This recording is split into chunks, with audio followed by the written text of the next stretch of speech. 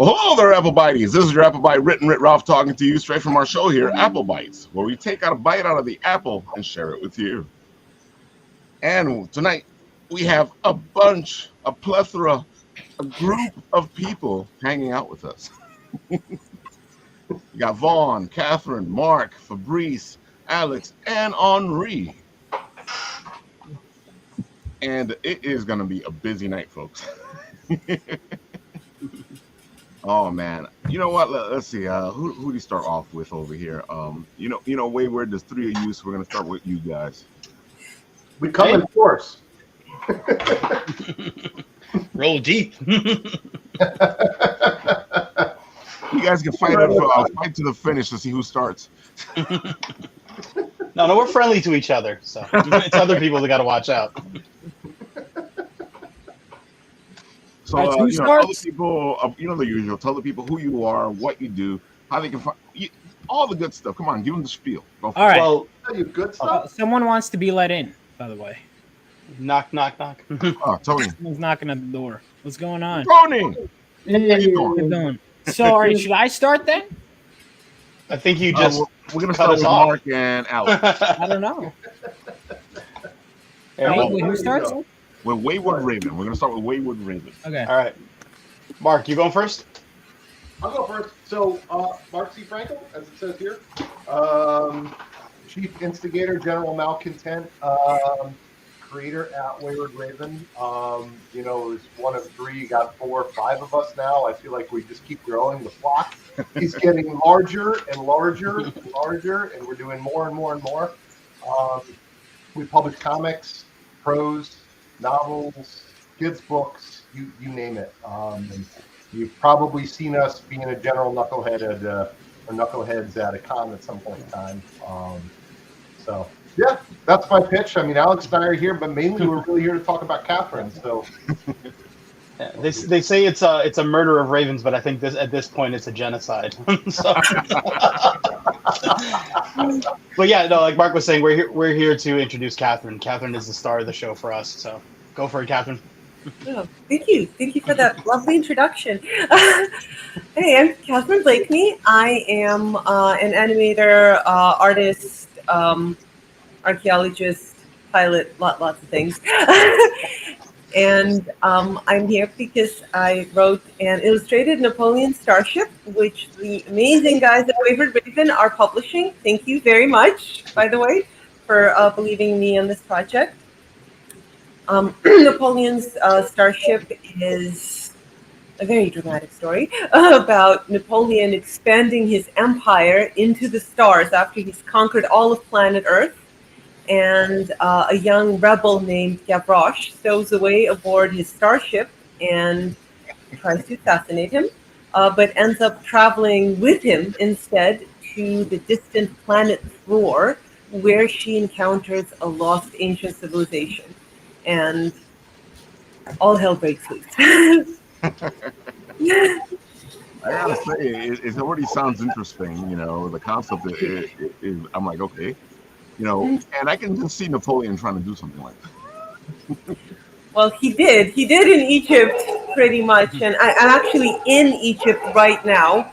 At the moment, I'm working at an archaeological dig, and I've seen so much damage that has been done in Egypt historically by Napoleon and other people who have come here to just plunder ancient antiquities. And I thought, if we had the ability to travel into space, wouldn't we continue doing that? Wouldn't Napoleon continue doing that, just stealing ancient art and bringing it back to Paris and showing it off? That's a good question. It does. Speaking of art, scroll down and check out some of the art in this book. Oh yeah. Yeah. I love page 1. I love that you get the starship there. You get kind of this shadow of revolution, and it's neat to kind of see. Catherine, you can tell me if I'm wrong in this, but I've always kind of interpreted this is where we kind of were on Earth in this case, right? You kind of almost can feel him getting chased out of his own planet, somewhere else. So I love that page for that fact. Yeah, and one thing we're doing is for anyone who backs the Kickstarter, we will be throwing in some prints of Catherine's art that are like these big splashes from the comic. So.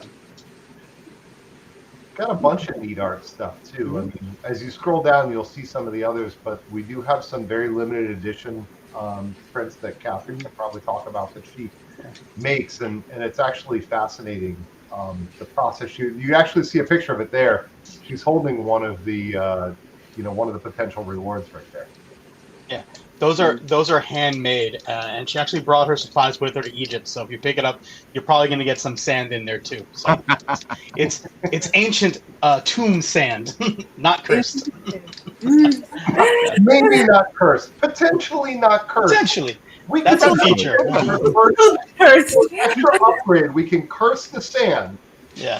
For your prints. I don't know. I feel like there's a whole story beginning to happen now where one of these prints gets somewhere and stuff happens. This is a horror movie in the making. Yeah. Yeah. So act fast while supplies last. Yeah, that like if you scroll down too, there's some pictures of her actually restoring one of the tombs. So yeah. I like the fact that you've taken all your bits and pieces and put them all together and created the story. Yeah. Was it, Catherine, I'm curious, was there like an actual inciting incident that caused you to think of this story? I mean, that's a good question. On something and go, what the heck, That's a great question. I'd say it was a combination of things. It wasn't really one thing that inspired this story. It was really, me working in Egypt and encountering, again, all the damage that Napoleon had done and sort of the excitement of discovering ancient art. There are a lot of scenes in this story that are very close to things that happened in real life. To me, for example, there's a scene where the main character, Gavroche, she falls through this deep crack and she finds herself in a beautiful underground structure, and the walls are covered in ancient carvings. And I've done things like that. I've been sort of hurled into pits to find myself in an ancient tomb underground, and I just looked up with my flashlight and there was carving on the wall. So this has actually happened to me, and so I brought some of that in, and I wanted to talk about my experience in archaeology, but with a twist, not in a literal way. And I'm an animator by trade, so I do actually a lot of drawing, and I thought, well, I could do this as an animated film, but it would be fun to do this as a graphic novel as well, and sort of have it like an animated storyboard, but have the drawings and the writing and sort of lay it all out on paper. I love. What's interesting about that is like comics trace back to the Egyptian writings on the right. Exactly. Do you read Understanding Comics with Scott McCloud too? Yeah. Pawning it off like it's an original thought. Come on. But yeah, basically the ancient Egyptians invented comics. So I look at comic strips on the walls, ancient comic strips every day when I'm working here. So it was definitely a natural progression, and I wanted to give it a bit of a sci-fi twist. I love sci-fi and sort of move the action to outer space. You know what I'd love to see? I just thought I'd love to see like a modern comic reviewer review like archaeological art as if it's like a comic. Like, the lettering in this is kind of off. I don't know, the inker. I just totally this, like the hieroglyphs. It's very bare bones. This art style. I don't know who hired this guy. But. I mean, eventually it'll be like the comic reviewers of today. They'll be sure, and they'll be like, "Oh, this is the best. this is the best stuff ever. 10 out of 10 every month. 10 out of 10." I mean, technically, Osiris would be the first superhero that came back to life, right? It's true. But you guys are laughing about, those hieroglyphs are written badly, but we get that all the time. We are reconstructing an ancient Egyptian tomb right now out here in Egypt, and the ceiling collapsed, and we've got thousands of fragments that we found on the floor, and we're trying to find where they belonged on the walls. And you get that literally all the time. All the different carvers, there were different teams of carvers who were working in different areas of the tomb. They had different handwriting. They had different styles. And, sometimes you look at a hieroglyph and you think, well, when they make this part of the eye like a little bit crooked and the chisel here is a little dull. And, we know it came from that part of the tomb. And that's where we're going to put it back because that team of carvers, they had a dull chisel. And this particular carver, he always got his R's crooked. So it really is like that. These are real people, who are carving these tombs. They make mistakes. They have. Oh, I think we lost her for a minute. the Egyptians got her. Yep. Exactly. I didn't like her talking smack. We'll She's show doing you the too talk much smack. ancient wisdom. Oh, there she goes. There you go. Oh man, You're back. it's so funny because it's the same thing with the cave drawings. That's just early comics right there. It's comic strips. Yep. My Like, we earliest hugged it. work. We killed the thing and we put it over. The storytelling, is just amazing, and I love how far it's come. Yeah. That's why when people go, comics aren't, anything. I'm like, dude, a lot of stuff started off as comics. Yeah. Yeah, no, I mean, it's always journalists. It'll always be with us in one format or another. That's what I do. Vaughn? wait, no, I mean, yeah, people, and this is the thing people got to realize, like, because we're in this bubble, right? Most people I've had friends from college be like, they still make those? I'm like, yes. Or they'll be like, I'll be like, oh, I'm reading 60 Spider-Man comics. Like, dude, how'd you get that? I'm like, because they just like reprinted it. Like, what do you, you could just like it's not like. I'm like, you you watched Citizen Kane, correct? And he's like, yeah. I'm like, dude, how did you get that? Like, no, it's not like that. You just. I mean, do you know how movies on television is made? Storyboards. Those are comics. Well, all right, storyboard. Yeah, storyboarding is even definitely. comic book artists that go into doing storyboards. I mean, yeah. So. Yeah, I mean, storyboarding. Yeah. I remember hearing it was actually I was talking to Rob Hunter, who worked on. Actually, my first published work was Hunter Ninja Bear, and he was telling me that they were trying at the Big Two to like make them draw like storyboards, so it's easier to adapt. And then he was like, "Okay, are you gonna pay us like storyboard artists?" And I'm like, "No." It's like, then yeah, we're not doing that. Of course. It's when you try and I say this as someone who comes from a film background, when you try and make comics more like, I think Frank Miller has actually a quote where he goes, I went into comics trying to make them more cinematic and I left trying to make them less so. It's because like once you learn how special comics are as a medium, like I was translating my screenplay to a comic book. I would never write a comic book in a screenplay format now, ever. Even though I love screenplays and it's what I learn, it's my sandbox. You got to take advantage of a medium when you're doing it.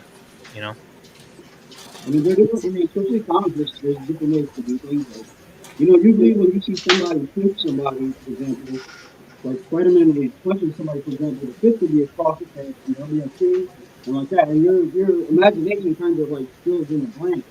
So there's things that you can do, like you can't really. In cinema, you would need someone to go, like for a storyboard, you kind of need like kind of the entire thing, So there are things you can do. I'm sorry, I can't hear you, man. I'm trying to. Yeah, you sound a little muffled. Yeah. You sound like you're underwater. You sound a little bit muffled. I think it's true about it. I was waiting for someone else to say it. I'm like, do I have to be the guy? Oh. Come on. We figured it'd be you. Well, because by default it had to be. What do you I mean? thought it was me, so Yeah, me too. all you guys were like, "Oh, we understand what he's saying." So I'm like, I've been No, having I audio could tell you issues guys all are day. being polite because I could hear you going. I'm like, that's not going to work. And I felt like you could going, Something like that. he might have to go. Oh yeah, he's gonna do it. He's gonna leave and come back. It might be that. felt like one of the it works, man. going, Leaving, turning things off and on again works. Oh my god, that's how I fix all problems. It just doesn't work for comics. So Onrie, tell the people all the good stuff. Give them the spiel. Awesome. I am doing a book called War Lion, which is about an old revolutionary and his daughter going after the tyrant that destroyed their lives and now controls their city. And it's a 3-issue miniseries. and our campaign is for the second issue right now. And there's a big fight that takes place in this issue that we set up in the first issue. And after this fight happens, nothing will be the same in this universe again. And this is my first foray into science fiction and superheroes. I've been doing a lot of historical stuff, but folks who have been following my historical series, Ensue Shin, are going to feel right at home with War Lion. And we also got a cover by one of our guests on the show, Fabrice Sañolsky, which is available exclusively right now through this campaign. And we have some other really cool incentives. I'm going to put that up again so I can show it off. Oh, yeah, absolutely. There you go. This is Fabrice's. We did a noir cover. Ooh. And Fabrice provided the artwork for it, and it's absolutely gorgeous. And I really enjoyed collaborating with him. And overall, Fabrice is a very good friend of mine. And, yeah, I also drew another cover for you. Show. What was that? That Fabrice? Oh no, I said I also drew another cover for Onrie for one of his amazing graphic novels. Yeah, that is a very personal story to him. Yes, and it's also available as an add-on for this campaign. So nice. We are very close. We're 60% funded now. We're at 61% funded. We got 4 days left. I think we're going to make this. We have some really cool rewards for this campaign. There's an early bird pack. We have like 3 of those left. And the thing about the early bird pack is that once we're sold through those, like that's it. We can't add any more of those on. And Fabrice's cover is also available. We only have a limited amount of those left too. And this is something that you're only going to be able to get through this campaign, because once we're sold through that print run, we're done. And the majority of those books have already sold off across various conventions that I've done over the year. But what's really cool about the book that Fabrice did for us is that it is a black and white version of it, and it really allows you to appreciate the artwork inside. But I'm also really proud of the color work that was done on War Lion too. And we have entry level rewards where you can just come in and pick up the digital versions of issue 2 for just $10. And if you want to get both the books in print, it's just $20. That's shipping included. That's pretty decent.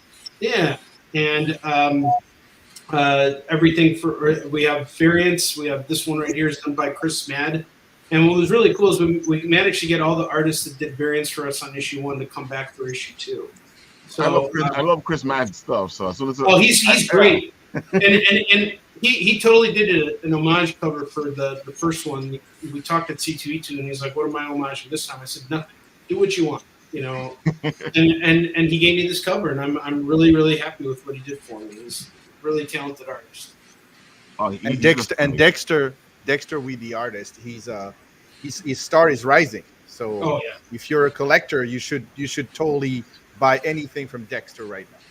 I agree 100%. Thank you, Fabrice. And this cover was done by Kanan White. Everybody knows Kanan White. He's doing covers for pretty much everybody now. Stranger Comics. I don't know how you got him. I never could get a cover for him. Really? You can't get I just messaged him on Facebook. He was No, I know him, but he never found time. Oh, wow. We found this small window of opportunity. And he was able to take care of it for us. And then we got a cover here by Stan Yak. It was colored by Robert Nugent, who's the current ongoing colorist for Spawn. I'm really happy with that cover. It's really simple, and I really dig it. It turned out really well. So much detail. There's so much detail in that. Yeah, especially seeing it in black and white is one thing, but then the colors added so much more to it. Definitely. I'm so happy with this. And these covers are like super limited. Like with the first campaign, we printed up 100 of those of each cover. Now we're doing them based on how many orders we get on the Kickstarter. So I'm not printing up like 100 of them. I might be doing the most I'm going to print up of each book is 50. And then this is Fabrice's beautiful cover. My cover. This is a chance to take a look at that. And, again, we only have a limited amount of those books left, too. So there's only like 25 of those left. And so these are really limited. Those are super limited, yep. And what was really cool about this is Fabrice and we talked about this in August last year when you came to town for Chicago. And he told me what he wanted to do with this. He had his concept, and I was thinking to myself, that's the right concept for this particular issue. And he just knocked it out of the park. I was really pleased. And the colors were done by Moby, which was he's a colorist that Fabrice works with, and he just did such a great job. Such a great pair. I gotta say, Fabrice, this feels so classic superhero, but at the same time, you gave it your own spin. Yeah, it feels like something. I don't like superheroes. Just from the outset, it looks like something fresh. I definitely like it. It was, it was funny. What we were like, head to head on what was it, Action Line Studios? Were we head to head? They put us. It was like they were like it was. They had to do a tiebreaker between us, and I was like, it was like so close. I was like, man, it was like I didn't see it until the day after we were on the show together. I was like, wait a minute, I know that guy. Now I have to compete with him? I just got the we're not. I'm joking with you. We're not competing with each other. I'm joking. You got your thing, and I got mine. I'm just messing with you. I know. No, I got you. He's like, Vaughn, you're no competition to me. No, that's not how I feel at all. That is not how I feel either. I'm just messing with you, dude. No, this looks great, man. It looks one of the things, that I struggled with when I was writing, because I wanted from a story. This is the problem with us writers, right? Is we want what makes sense. What made sense was my character to have a stupid costume because he's a stupid kid. The problem is I was like, oh, now I have to sell it. And if someone wants to make an action figure, I'll be like, well, he's just a kid. And I'll be like, that's it. Well, yeah. Mm-hmm. But this is like an iconic looking design. I love this. Classic. Yeah, well, I appreciate everyone saying that's Dexter, right? That Dexter came up with the design. David Anthony Kraft and he was my collaborator on Yusuf Shin. He was the one who him and I were talking about the initial design, but then he passed away before he could really work on this. So I just turned to Dexter and I gave Dexter some idea of what I wanted to see in the character, and he went from there. So I'm really happy with what Dexter did, and the character. The thing I like to look at. One of my favorite TV shows of all time was Breaking Bad. One of the things I love the most is how often Walter White changed. Who he was in the beginning of the show and who he was at the end of the show. It was almost like he was unrecognizable. And who he was throughout the show. It's like he had so many transformations. And that's really kind of what I'm striving for with this book, too, is we're going to see these characters change as time goes on. And because experiences change us, too, and I think that's that's a very telling tale of the human condition is we change. We're never the same. It's funny that you say that, but a lot of these TV shows and movies, and they don't want their characters to change. They want them to stay the same. And you sit there watching this, and then the character doesn't have any growth, and people are like, well, why aren't you watching the show? I'm like, well, it wasn't going anywhere. I think the problem is, and a lot of people struggle with this, is like growing a character without, like, as they say, like evergreen characters, whatever. I get that, but like you can grow a character while keeping their fundamentals the same, and I feel like people don't get that. Like if you look at, and I mentioned this a million times because it's my favorite run. I'm almost done with it, but it's the run that got me into comics. Chris Claremont's X-Men run. Look at how much. Amazing. So those characters change, right? I mean, some of them don't. Like, if I'm being honest, I think Colossus is the most like flat. And I'm not saying that I like Colossus, but he's the one that, like, him and Nightcrawler don't change too much, really, from what I've read. But you'll have characters like, like for example, Storm, right? They literally take everything from her. Yep.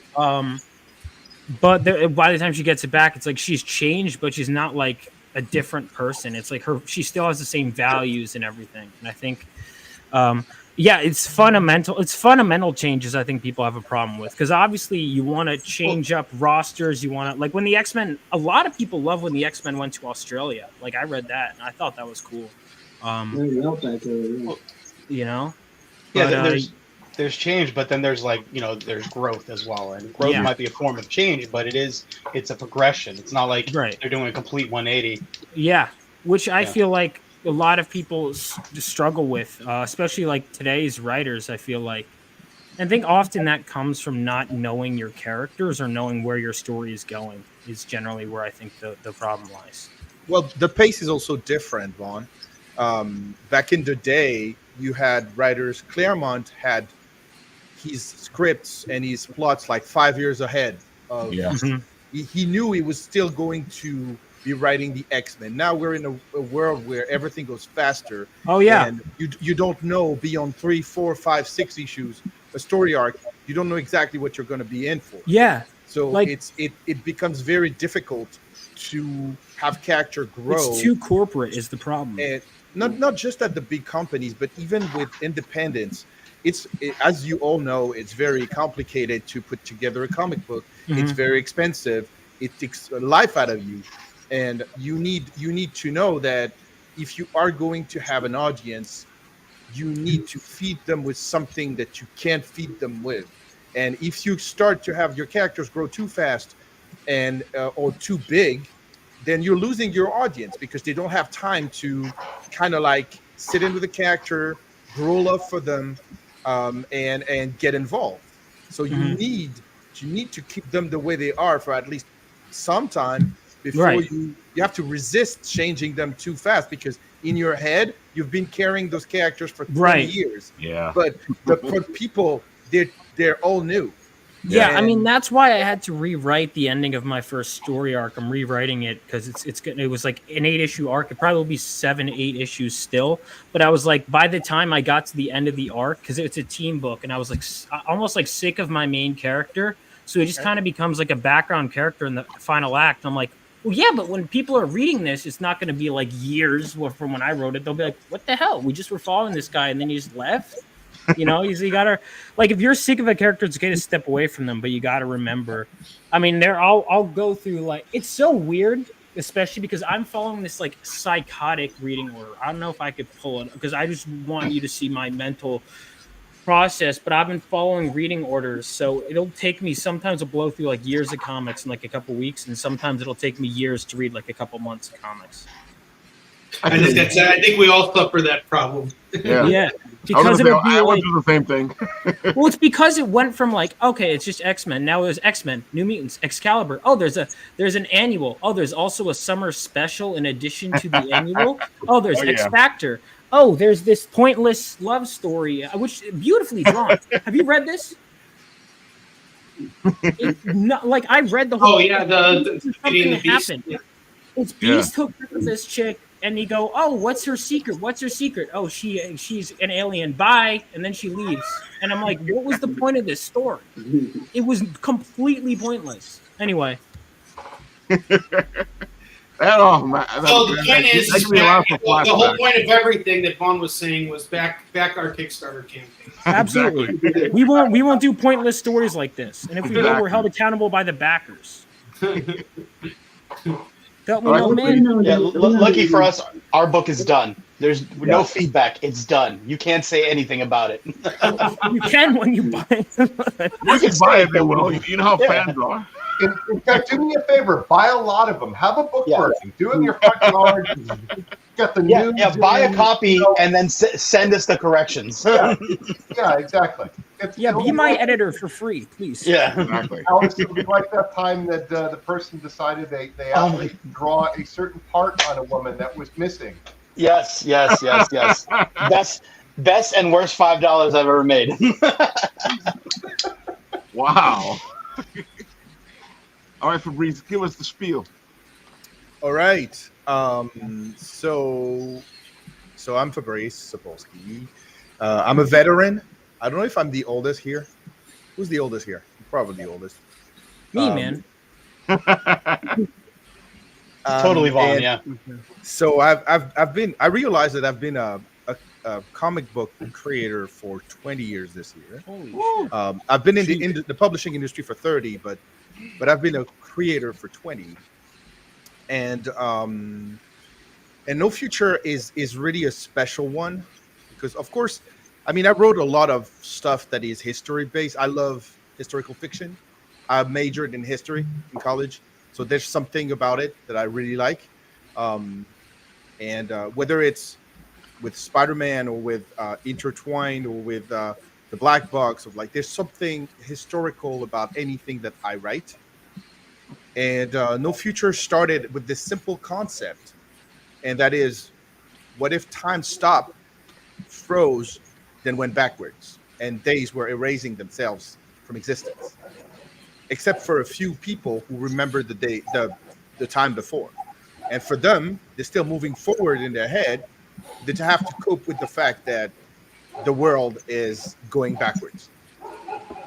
And this is the beginning of the story. It's a very complicated story to write because you have at least two timelines. You have a timeline for the survivors of the event, and you have a timeline for the people whose world is being erased. And it took me 15 years to put that into comic book form. So it sounds like it should take you that long because it yeah, sounds like some good writing. I don't know if it's good writing. I hope it is. I certainly hope it is good writing. It was definitely challenging writing, and also it was scary for artists. So the one thing about me is that even though I'm an artist, I don't draw interiors myself because I kind of have ADHD, so it's hard for me to focus on a long form project. So drawing a cover is fine. Drawing two covers is okay, but drawing a full book is very difficult. As a matter of fact, I'm working on another project right now that I'm writing and drawing, and it's short stories because I can't focus on a bigger story. So Fabrice, I feel you completely. That's the problem I have. That's why I haven't been able to do any long form type of thing. Right. I can do my short stories, but anytime I try to get into a bigger, longer novel or something like that, I just yeah. And I feel like the older I get, the shorter my attention span is. Exactly. So I start my day, I'm going to have like 12 things that I'm going to do at the same time. Yeah. And it is what it is. Anyhow, so artists were scared to tackle this subject because they didn't know really what to expect.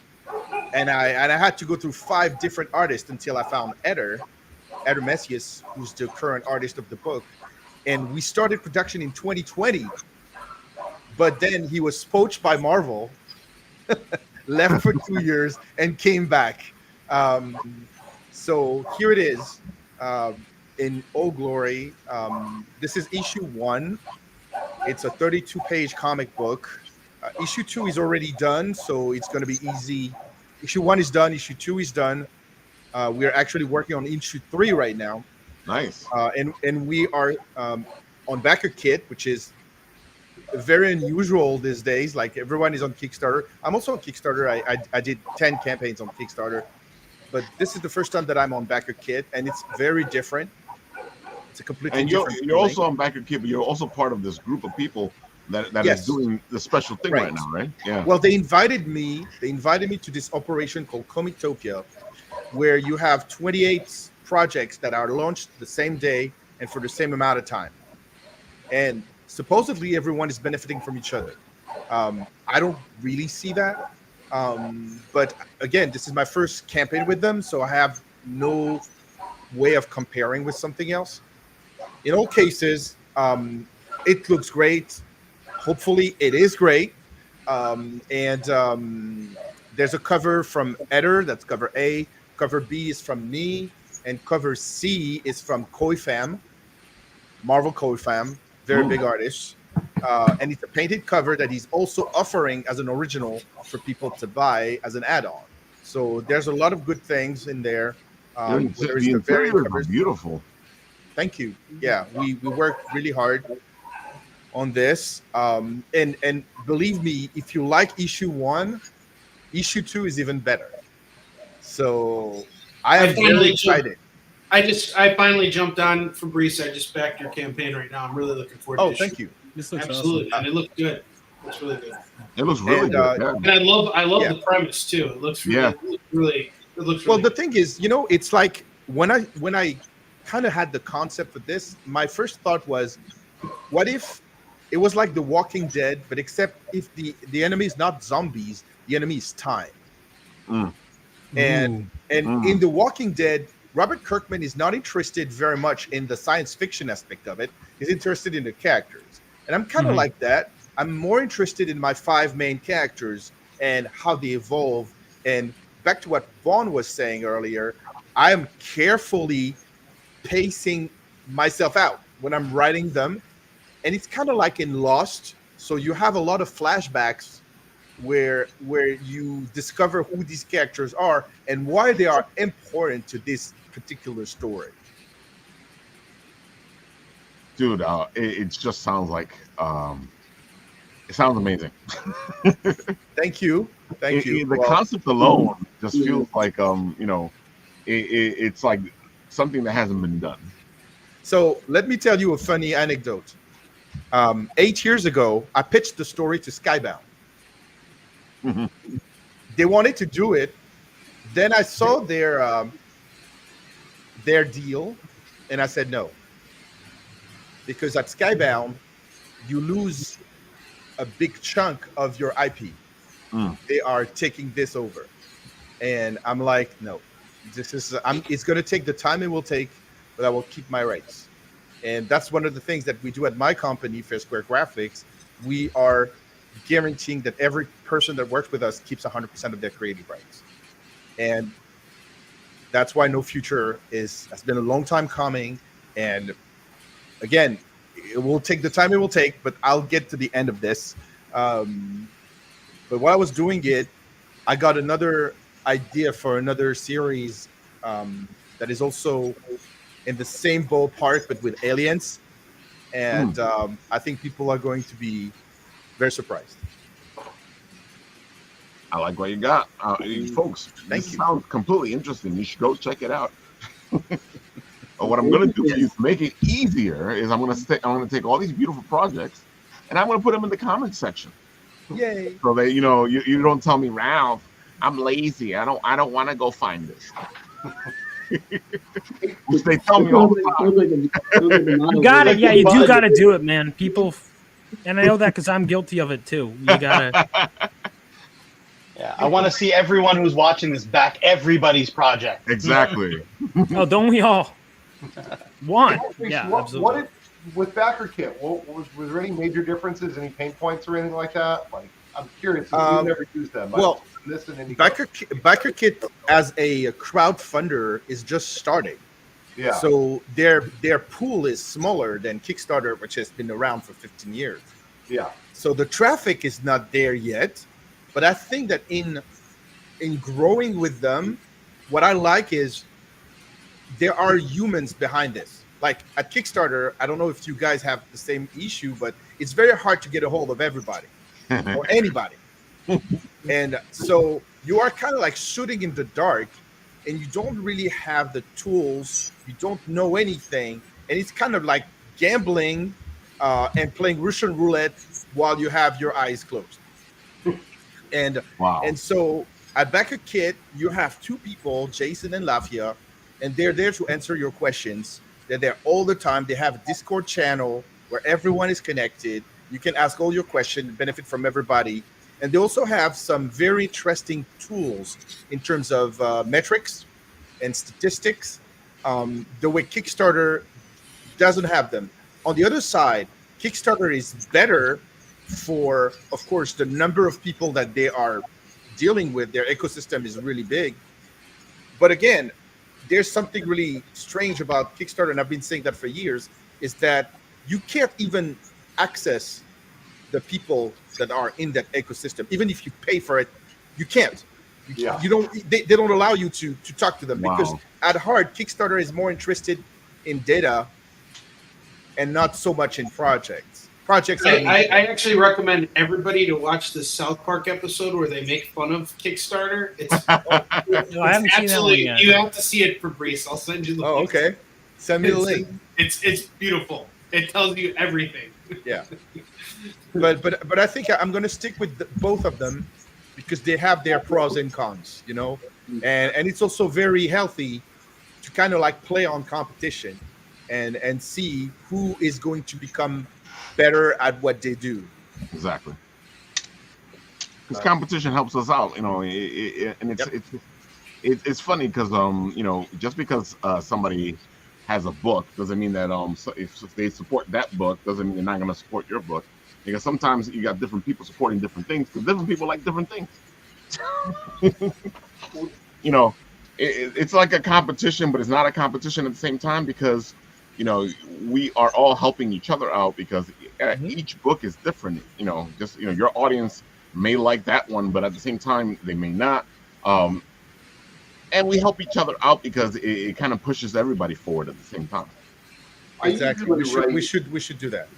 I usually write updates like with my campaigns as they go along. I'll find other campaigns to collaborate with and talk about other people's campaigns and things like that. Also, same thing. There's this group on Facebook called Cross Promotion, and there are like a bunch of creators on it. I'm on it. Onrie's on it, I think. And Cross Promotion helps people just giving you a shout like, I have this campaign, give me a signal boost, do this, do that, and it helps everybody. You know, in the end, even if there's only one person who backed your campaign and coming from another campaign, it's a win. Yeah. What is this signal boost? I gotta learn. What is that? It's just a group. It's a Facebook group called Cross Promotion. Cross Promotion. Yeah, Vaughn, I'll send you a Facebook friend request right now, and then I'll invite you to the group. Yeah, I haven't really been doing. I've been just posting my stuff in all these places, but I don't know the cross promotion. I have people on my channel all the time, but I don't know how that works. I've been getting a lot of people sending me, but half the people are like, "This campaign looks good," and I'm like, "Great." They're like, "Let me tell you about my service." I'm like, "Oh, I thought you thought my campaign." I have a story about that. Like one today was like hilarious. Really sweet. One of them was like, "Oh my god, your story is so heartfelt." Whatever. I'm like, "That's great." They're like, "Yeah, here's my service." I'm like, "Oh." The fact that they went, I will say credit to them for making it personalized. But screw you, still. But dude, you know, credit where it's due. I had a guy with the handle Brandon Sanderson hit me up, and I'm like, hold on a second. Hold on. It's like even Mark, because it's like a shared account. So he's like, wait, is that the real one? We looked at his followers. It was clearly not him. But I was like, okay, let me have some fun with you. I started Googling his books and started asking him questions about his body of work. And he kept trying to change the conversation. Oh, dude, like, I've had... Yeah. Oh, my God. I found my artist, actually, because getting right into my campaign, my artist through Facebook. But there were so many ones. Like one of the funniest ones I think was an artist. This my art, and then it was like a John Byrne like event. Like it was a John Byrne page, like a manga page, and like a Jorge Jimenez Batman page. And I'm like, this is not like you didn't even try. I'm like, so did you do the pen? So, but I'd ask like because I know it was fake, but I would ask just to see how there's fun. Big. So did you do like the pencils or the inks? They'd be like, this is my art. I'm like, yeah, but like. I knew it was fake, but I wanted to see how far I could take it. Didn't take it far. But so this is my comic book. We have 3 days left on Kickstarter, and the book is almost done. I was just going through. My mom was giving me reading through it, and the thing is, she was actually like this grammar. Like she was tough. After my editor went through it, I gave it the mom read through and approval, but also some grammar stuff that I was working on before this. So this comic is 68 pages, 65 of story, plus there's like a fan art page. We had a fan art contest. And by the way, the winner of that fan art contest, I had a whole ceremony on my YouTube channel. I had the chat decide which character that guy was going to draw. And if we had 300 backers across all 3 campaigns, everyone will be able to get a free trading card of our main villain. But we have all the variant covers all the covers are available across all campaigns. I just wanted everyone to be able to back on the place of your choice. 3 left on Kickstarter, though. 3 days left on Kickstarter. And we have the Sukeisha Ray variant cover. We have the Final Fantasy VII homage cover, which that one's very popular. Even people that don't know Final Fantasy VII, you know, people have been buying that. I know Final Fantasy VII. It's awesome. Sorry, Vaughn. Yeah, no, I did a 2-hour video essay on Final Fantasy VII. You did. You guys gotta see it. Really? Go check it out, dude. Yeah, I wore a cloud costume. I'm not even kidding. The whole time. That's awesome. That's great. I can see you pulling that off. Yeah. And then I've been playing the latest game. I finished it. The ending is I don't even know what was going on. Yeah. They wanted to make it where like even lore experts have no idea what's going on, which I don't know if that's good writing, but whatever. Then the next cover is the Irene Sañolsky cover. So she gave me great feedback, and there's a quote from her even in the trailer. Great friend of mine. She did this comic book called Fiendish. Totally killed it on this cover. And then the last one was done by Buzz. It's the only virgin cover of the bunch, with colors by Dash Martin. So we got 5 colors, and we just hit our first stretch goal. Again, all the stretch goals are cumulative. So whatever campaign you back on, you're still helping the community out. Love that. Everyone works together. So because we've crossed 15K across all the campaigns, all the Kickstarter people get the stretch goal. And if you scroll down a little further, that's the back cover, by the way. No matter what front cover you get, you'll get the homage to Bloodstrike #1, which Dan Fraga did approve of this piece. He did like the piece. So then you've got this one right here, that double-page spread. We just unlocked that as a mini print. So everyone, if you back this book, you're guaranteed to get that with your order. That's just amazing. Free. So that basically the story is set 20 years after World War III and follows the idealistic son of a war hero who is struck by lightning while holding a mysterious crystal. And he finds himself awakening with lightning powers and super speed. He wants to use those powers to strike out and become a superhero inspired by the brave superheroes that fought during the war, which you could see right there. I wanted them to be like a Justice League style team.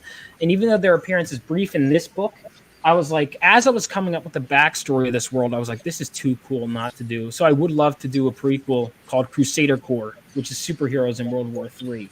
But, building out this post-World War III world was really cool. I wanted it to be, I always say this, in an age of cynicism and deconstruction of the superhero genre especially, this is a reconstruction and a reconstitution of the genre. Seeing superheroes, the starry eyes of a teenage boy who really wants to be like them because he believes in good. Of course, he's also an idiot. He has a big sense of adventure. He's very impulsive, and you give someone like that super speed, and you're bound for disaster. So that is what this story is about. It's very personal to me, too. I'm dedicating the book to my father who died in 9/11 attacks because I felt like superheroes gave me a comfort that I needed a lot as a kid. And I think it's important that we carry that on. I think they're doing this weird thing with superheroes. So they're either too adult or too kiddie.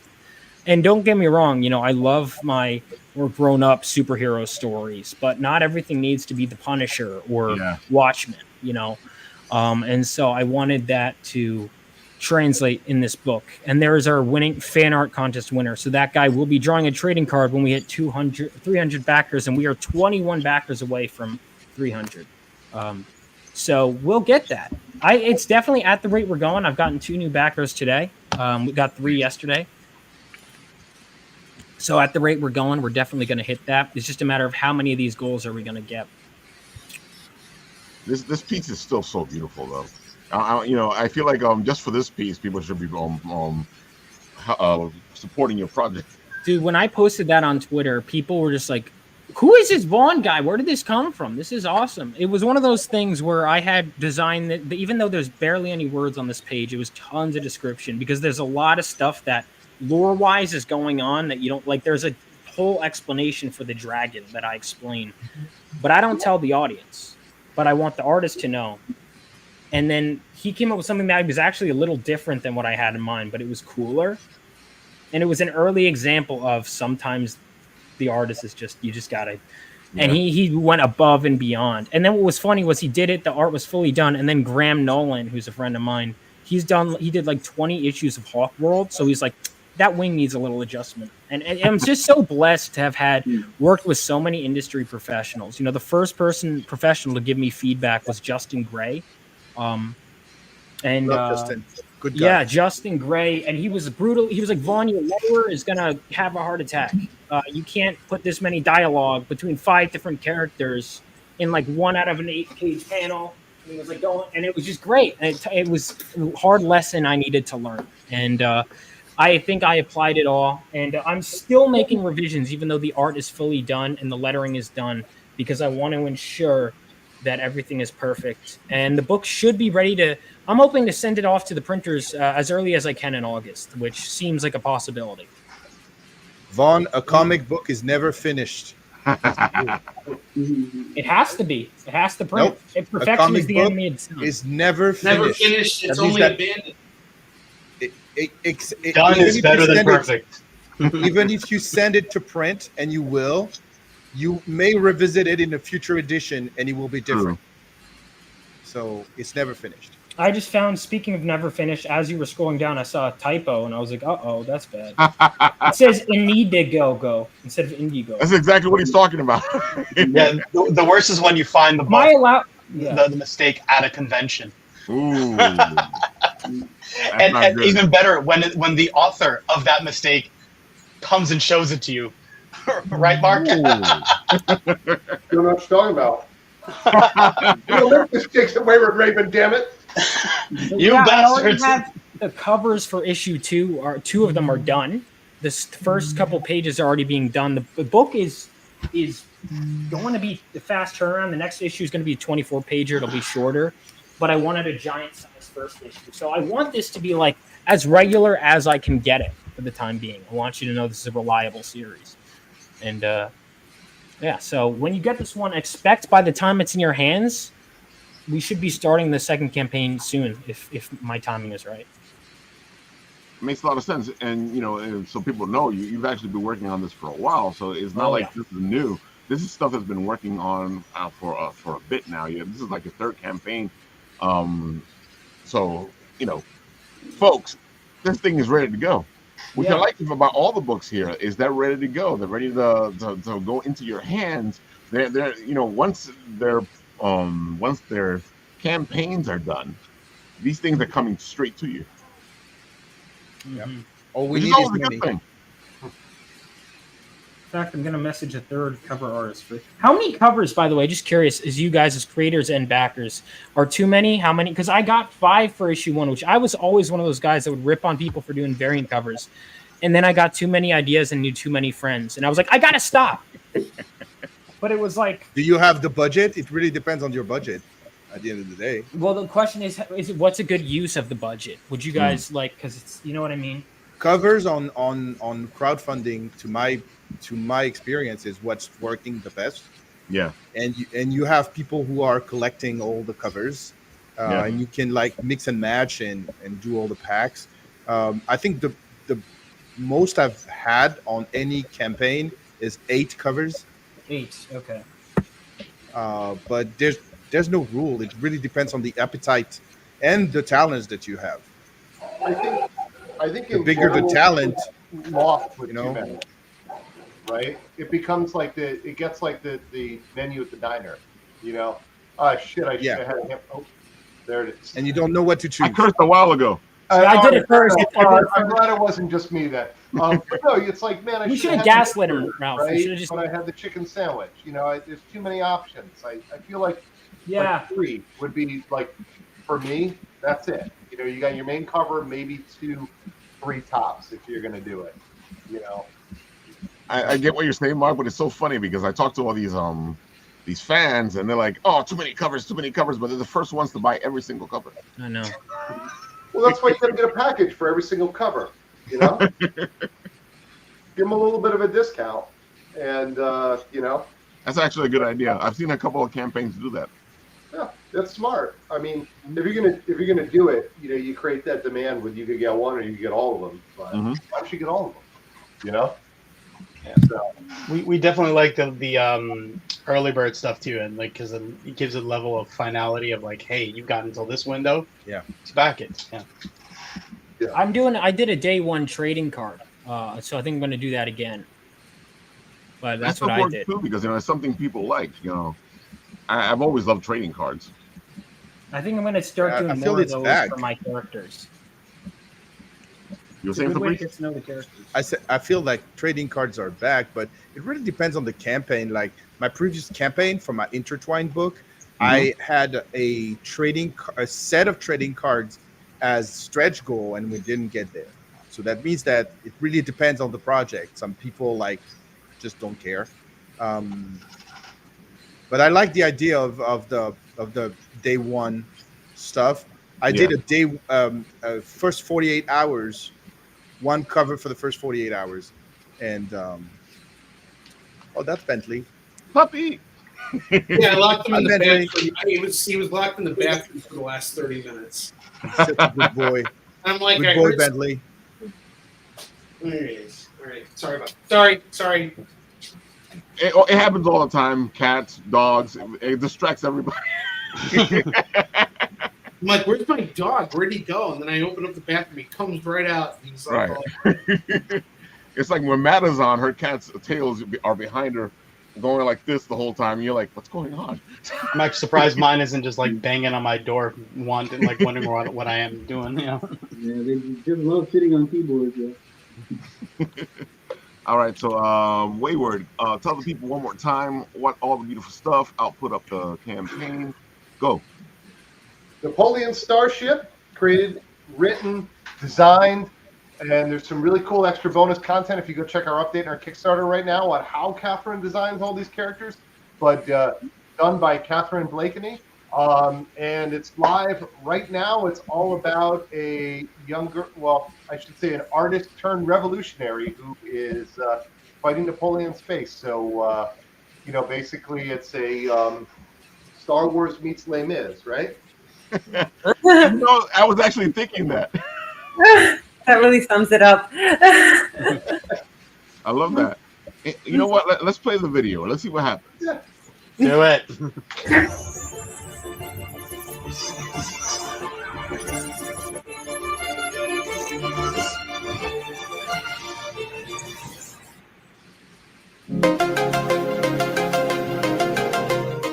Greed-crazed Emperor Napoleon is expanding his empire into the stars. He will loot whatever art and culture he discovers and haul it away to his new Musée Galactique de Napoleon in Paris.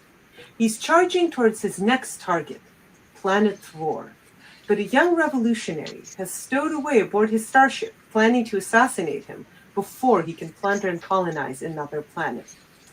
As an archaeologist, I am painfully aware of the terrible toll that centuries of looting have taken on ancient monuments. I wanted to channel my feelings of outrage and deep sorrow through my main character and fellow artist, Gavroche, who encounters the beauty of a lost civilization only to see it being destroyed and plundered by ruthless invading soldiers. Her lonely heart, hardened by war crimes, opens up to love and beauty, the last hope for a perishing world. I am deeply grateful to all potential backers of this project for supporting the message of Napoleon Starship, which is also my manifesto as a creator. We cannot build our future without preserving and protecting our past. This dark but romantic story is told in 64 fully colored pages and will be published by the incredible team at Wayward Media. Your support will help me to fulfill one of the dreams of my life, to start publishing my graphic novels and acquire a unique opportunity to merge my voices as a writer, artist, archaeologist, and animator to speak louder and be heard. Thank you so much for checking out our campaign.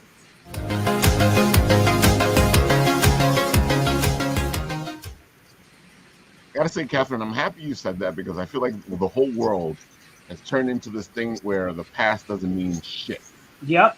And I had a curse there because I wanted to punctuate. and we're all just repeating all the mistakes we've made before over and over and over again. And I'm like, don't you people learn? Like a true New Yorker, you use, fuck as a punctuation. Oh, dude, I tell my daughter all the time, if you're going to curse, you punctuate it. I don't think we ever learned. I mean, like, World War II started for pretty much the same exact reasons as World War One. So exactly. I don't think we ever learned. Oh my God! I want to say something because, of course, I need to give my 2 cents as the only French person in here. I find interesting how Katherine, how you bend history, because Gavroche and the French Revolution is not really the same era as Napoleon, which came after. It's a different revolution. Yeah. Yeah. So it's very interesting how you bend time and space to make both like collide. And also the world was very different. Like the world changed immensely in 20 years at that time. So it's the fun of writing, though, to be able to put all this together. No, it's interesting. Yeah, I love it. Yeah. Hey, I know what you're saying, Fabrice. For one of my other stories, I took a Greek legend from like ancient Greece and put it in space. So Let's put everything in space. Exactly. Everything in space. Everything in space. Hey, it works. Man, I got to build a Starship in 1805. Yeah, so definitely some alternative history going on there. Yeah. I gotta What's say, the like, engine in 1805? yeah. Yeah. Mm. But see, a lot of this technology that we think is recent, it has been around for a long time. It just wasn't done well before. Well, in the early 19th century, there was no engine. So that's interesting. Mm-hmm. Oh, What are you man. talking about? The ancient Greeks made a steam engine. They just Exactly. didn't know what to do with it. It was Steampunk. not even It just steampunk. spun. Steampunk is the late 19th century. So it's very interesting. How do you launch a starship at that time? But there's been a lot of if you go back in time, the people have been working on the problem for a long time. There's been technology on paper. They just weren't able to do it. Do it. That's very true. Yeah, That's very true. It's But like funny even how like how do you pressurize? It's really strange. when you see stories written about the space that in the far past, 100 years back, it's very fantastical. It's all things that we know. People just going there, just walking around, not worried about breathing, right? Just things that just the things that we know right now, how different it is to go outside of space and stuff. I mean, it wasn't that long ago when we thought there were tubes on the moon and all this stuff. All right, Mr. Onrie, tell the people all the beautiful stuff again, and I'll put up your campaign. Awesome. So War Lion, we got another 4 days, now 3 days left on this campaign.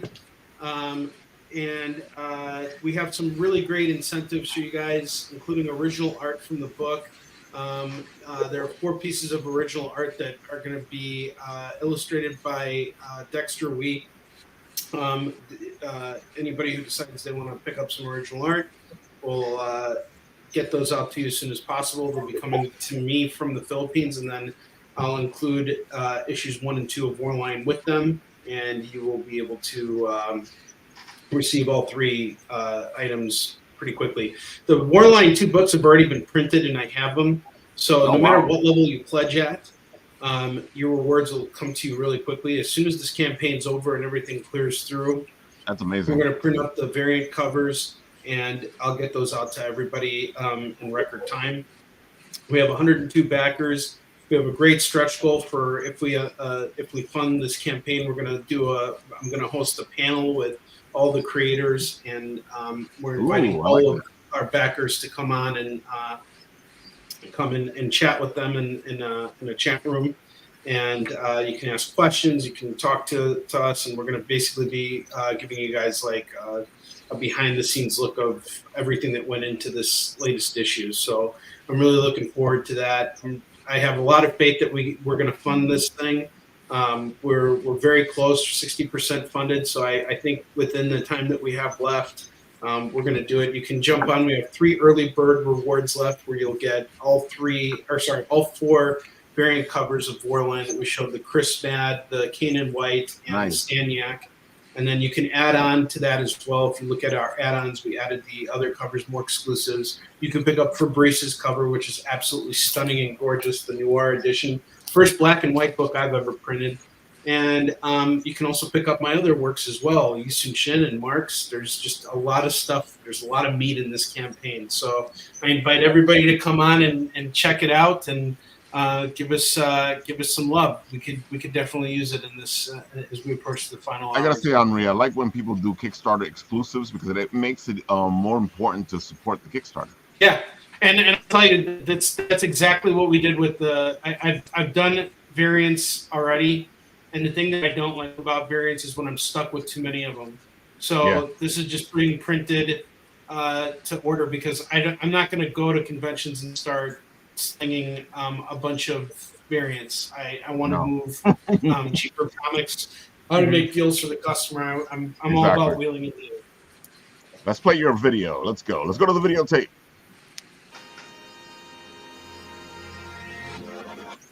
Kickstarter. Onrie Kompan here. I'm the writer, creator, and producer of the new hit series War Lion, which is back with a brand new issue. Last year, War Lion #1 was unleashed upon the world. This dystopian martial arts epic tells the tale of an old warrior returning from exile with his daughter to settle the score with the vicious tyrant that destroyed their lives and controls their city with an iron fist. The campaign for issue 1 was a massive success. War Lion 1 has gone on to sell over 1,000 copies and counting outside of Kickstarter, and was also a finalist in this year's Heroic Awards, an achievement we're very proud of. And now we're back with issue 2, which kicks everything up a few notches. To put it simply, the plot doesn't just thicken with this latest issue, it changes the course of the story forever onward. This is our version of The Empire Strikes Back. Get ready for the battle of the century. It's War Lion versus the Overseer's most diabolical creation, Crisis. Check out this trailer, and we hope you'll be a part of this new campaign, which will also give newcomers the opportunity to hop on board.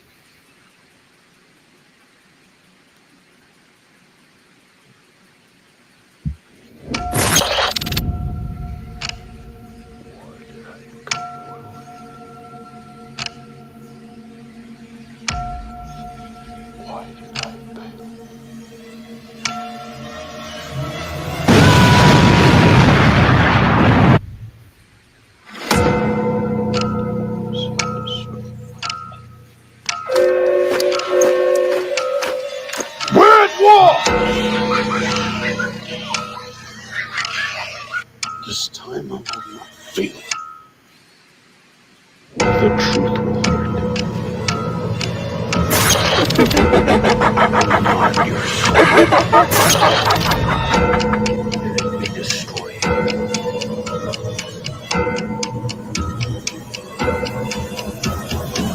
Which is why I must protect you from it.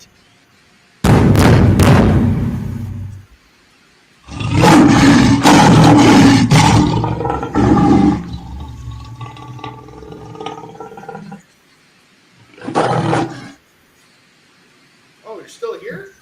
Come on, that video was like supposed to be like 2 minutes long. We're past our time limit here. Go, get out of here.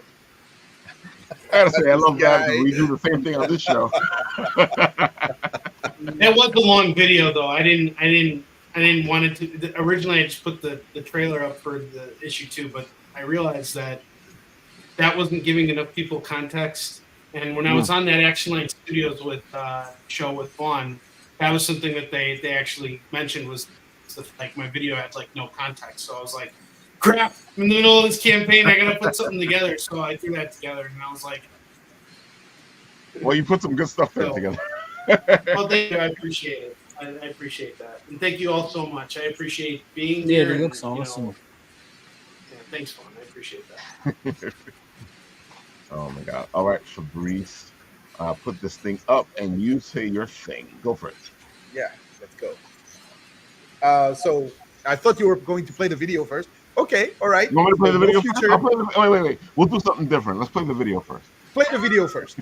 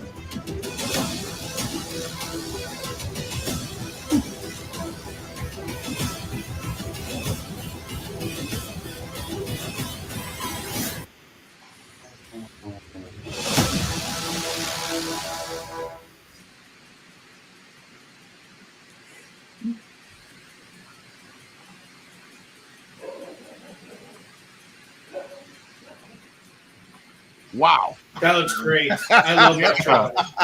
Damn. Thank you. I did it myself. The future is canceled. That's great, man. That is great. Yeah, the future is canceled and tomorrow is yesterday. These are the two taglines of No Future. So it pretty much sums up everything.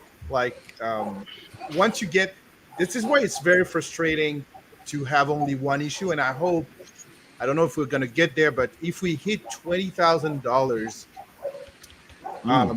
I will offer to everybody issue 2 because it's already done. Right.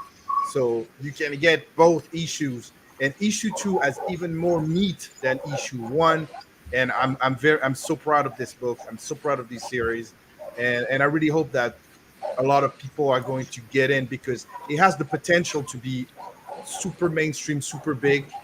So yeah, I can see that. Yeah, you can actually feel it. Yeah. Good work, Fabrice. Thank you. But I do good work. You know that.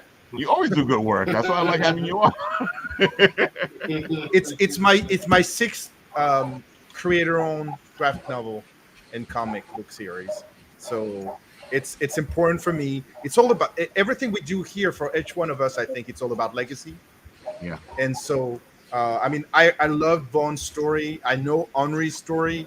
I like what Catherine was saying earlier. It is all about legacy. Everything that we're doing is all about legacy. Mm-hmm. It's about putting stories that would die in us if we wouldn't let them out. So right. It's very, very important that every creator can express themselves, tell their stories in their own words, and make them matter. I say that all the time. You know, a lot of people always ask me, "Why haven't you published anything, Ralph?" And I'm like, because that means I have to stop writing.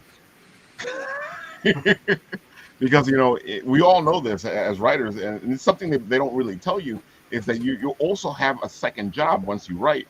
You got to figure out how to get what you have published, and that's a whole other job. And it takes away time from writing. Tell me about it. Marketing. Yeah. I had to stop writing. Yeah. I think you spoke to somebody about helping you with that. That is a very important thing, Vaughn. Is that long ago when I started being a publisher, even before when I was just an editor, I was like, at first it was 1 year for them and 1 year for me. And now I decided that I'm going to release one creator-owned every year, and it's a challenge. Yeah. You need to build your legacy. You need to build that. I mean, I don't know about you guys, but I have kids. They don't give a damn about comics, but I'm doing that for them. Mm-hmm. I know the feeling. I can agree with that. Yeah. I was gonna say, Alex, I gotta say that I really like the fact that you guys are helping me out to make something happen, and I'm looking forward to seeing We Suck at Comics. It was a pleasure to kick your ass. Come on, Ralph, get it done, Ralph. We need to talk about your grammar, Ralph. You sound like Cadma. That's what all Cadma sound. Oh my God. We need to talk about his grammar. I did the line ads. It's one of my big things, and it's funny. A lot of people think that writers write well. I have to say that most writers I know do not write well. If it wasn't for spell check, right, we'd all be Vaughn. I'd be in trouble, man. Oh man! All right, so Vaughn. Imagine writing in another language. Shoot. Yeah. That is even worse. All right, Vaughn, go for it. All right, we're pitching it again. Well, Phenomenova. You know what? I'll do the same thing that I did with Play the video. Play the video. Woo! Now the videotape.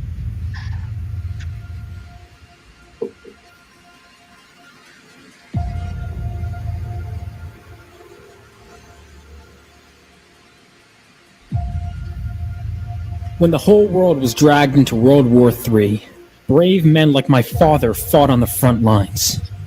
And they weren't alone. That was 20 years ago. Now it's up to us to carry on their legacy.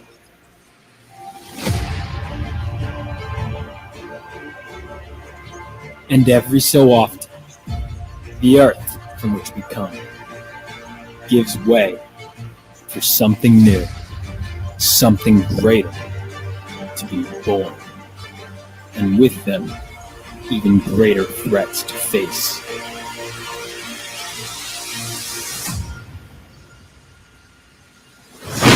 Bring it on!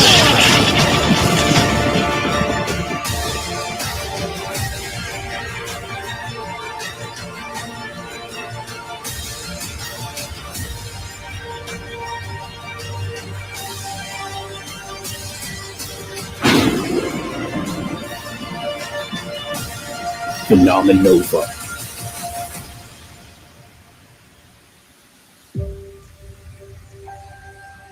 For you, Dad. For you.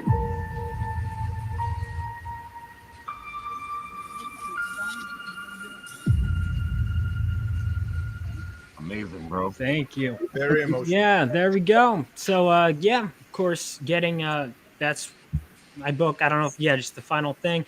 We are wrapping up. If you want the book, now is the best time to get it. The faster we move here, the faster we can move into issue 2. And if I know that we have enough momentum in issue 2, faster to 3, and so on and so forth, and you will want issue 2. You know, I would. It's not one of those people that I just plop a book out and have people charge. I made sure I was getting proofreaders, getting professionals to take a look at it. You're not going to want to miss out on this book. Fantastic work from my art team. I mean, I couldn't have asked for a more talented art team. You know, I've assembled geniuses, and now I get to do it again. And you know, and it's despite how much work it is, it means the world that this many people have backed my book. We got 2 new backers on this show, which is crazy. Let's see how many more we can get before our time is up.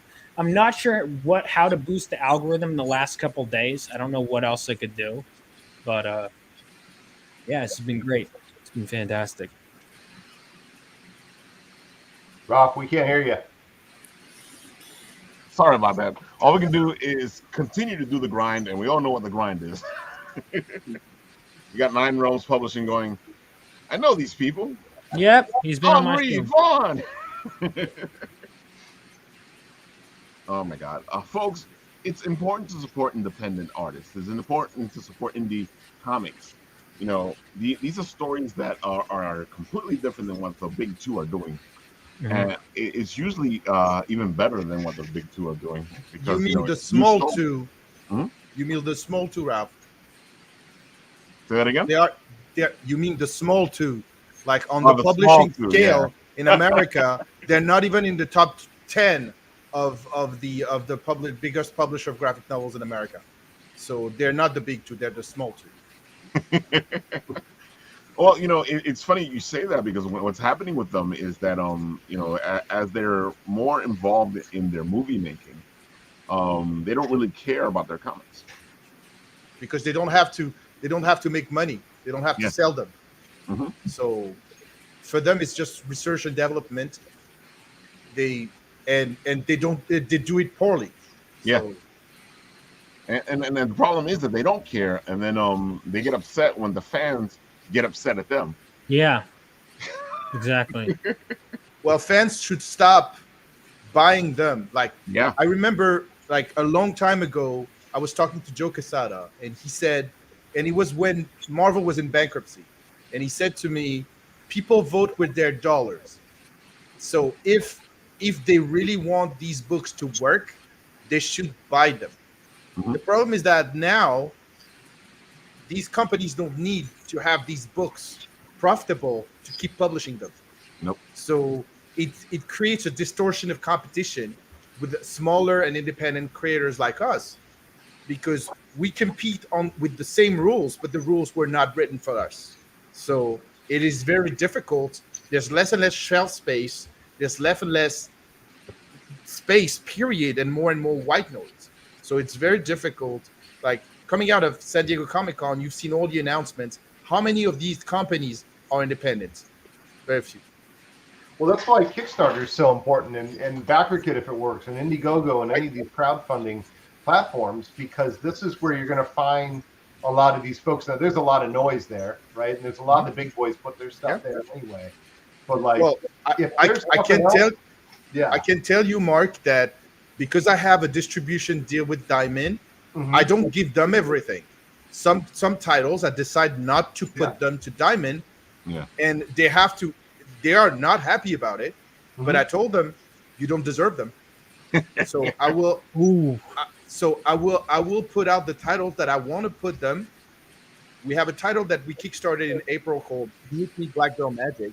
Yeah. And I was not happy with the support that I got. So I told them, you know what? You're not gonna have it. You're gonna have it when I decide you have it. Yeah, I think we all have harsh opinions about Diamond. They're just, I think they're no. another I mean, they problem with can the be industry. great. Yeah. Don't misquote me. They can be great on some stuff. They can be very helpful on some stuff, and they're a robust distributor when it comes to graphic novels. They're also the cheapest option for a small publisher. But the reality is, you don't get the volume. You can't get the volume through them because there's too much competition, especially on the direct market. So direct market should be treated as the icing on the cake and not the main thing. Right. I agree 100% with everything Fabrice said about the direct market. It's the icing on the cake. Yeah. Everything's got to be grassroots. You know, like you gotta hit the ground running. And Kickstarter is also just the start of it. That, you know, I think honestly, it's Fabrice. You and I talked about this many times. Like conventions are just they're a lifesaver for us because it gives us a chance to go directly to the customer and sell them books, and it's what allows us to survive essentially. And think about it. 20 years ago, you only had 2 or 3 different channels to sell your books. Now you have 7 or 8. Yeah. So you have to take advantage of all this and push your creations everywhere you can. Hustle. You gotta hustle. And I feel like the combination of Kickstarters and conventions, you know, that's the way to do it, because you know I know that as you do the conventions, you start to get the bigger following. And that bigger following helps you in the Kickstarter, even though there's a little bit of a fight when it comes to the people from the convention and the Kickstarter. Because some people go, "I'll just wait till you're at the convention and I'll buy it there." Oh yeah, but that's why I offer rewards for backers and exclusive covers. Okay, yeah, I mean maybe I'll have some extra variants, but they'll be like way higher in price. You want that trading card? Too bad. You know, like that's what I do. And that's what you have to do. You have to, like, you know, you got to entice, you got to seduce. It's the constant marketing. It's the constant trying to get the people's attention. Speaking of getting people's attention, maybe some of the people watching this can back some of our Kickstarters right now. Oh, Special look, deals. right there. I love that, Alex. That's a great idea. It's a fantastic idea. You 10 people that just showed up and I missed half the show, you know, you have to go rewind and watch everything else. Yes, I said rewind. Go support the Kickstarter. I even made it easy for you guys because I put all the Kickstarters into the comment section. So all you have to do is click it there. I mean, speaking for us, you got a whole day left for the early bird stuff. I know some people here on this show, they've got like 3 days left on the entire campaign, so act fast. No. Vaughn, you were saying? Or are we closing down the show then? Yep. We're getting all right. So you know what? I'm gonna grift off of your audience and do an after party. So if you guys want to come in, if anyone wants to come in, I'll send in the link, and you guys can continue the party. Just look up my name, Vaughn Coleman. So anyone in this chat who wants in, just let me know. We can continue promoting. You should put it right into the private chat. Yeah, that's why I'm hustling to make the StreamYard link. I actually got to go because I have a production call right now. So I'm going to duck out. Everybody, thank you so much. Let's get out of here. Vaughn, you are awesome. Keep hustling. Man. Alex, Mark, Catherine, it's such a pleasure meeting you. Roman, Tony, you're awesome. Raph, I'll see you soon, man. Yeah, it was nice seeing everybody tonight. Great seeing you guys. Thank you. Bye-bye. See you. Bye, Fabrice. See you. Bye, Onrie. Peace out. And then there was 6.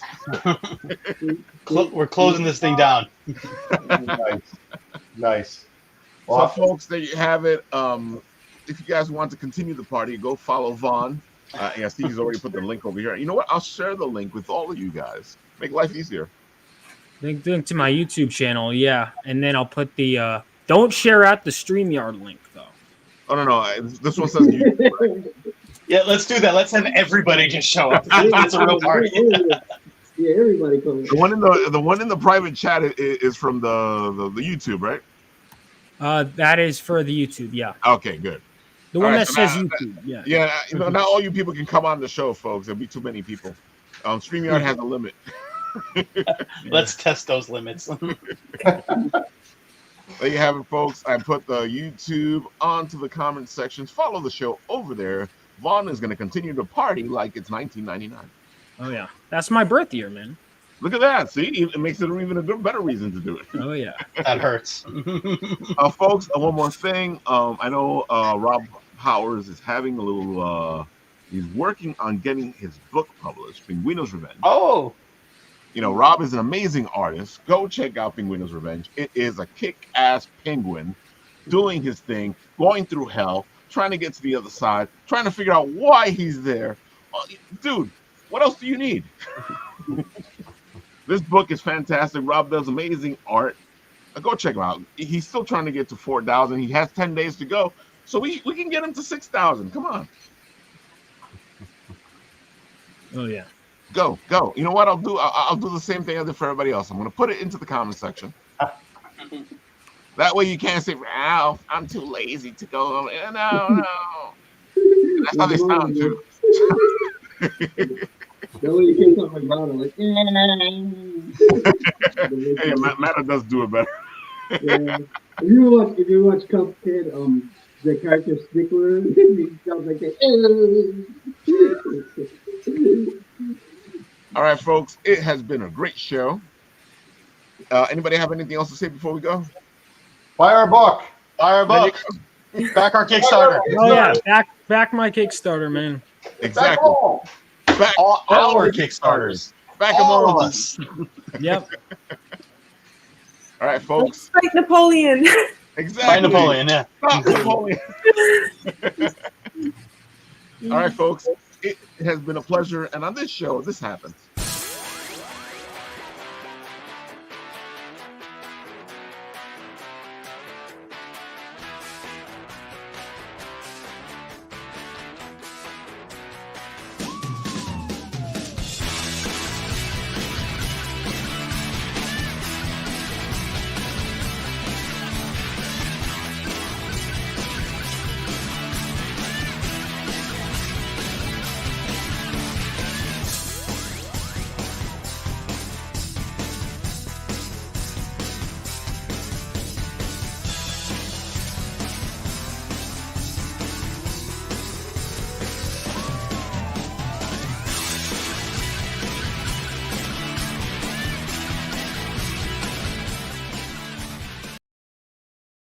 I already told you people that showed up what to do. Get out of here.